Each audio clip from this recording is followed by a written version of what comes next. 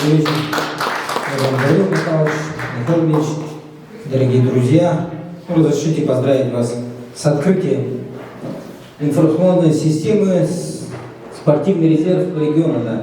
На самом деле, вот эта программа, система, она с историей, как уже рассказывали, начиная с 2016 года, когда еще Михаил Ильич был министром, все это началось.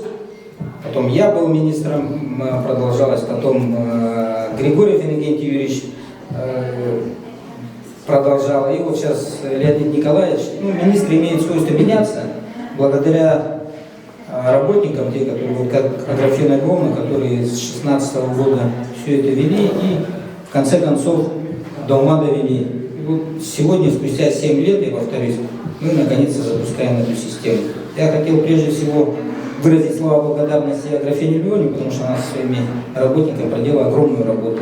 И уверен, что вот эта система на самом деле поможет тренерам выявлять одаренных людей. Да. Поэтому поздравляю вас еще раз с открытием очень хорошей программы. Я уверен тоже, что тренера будут активно ей пользоваться, и эта программа будет самое главное полезна. Спасибо.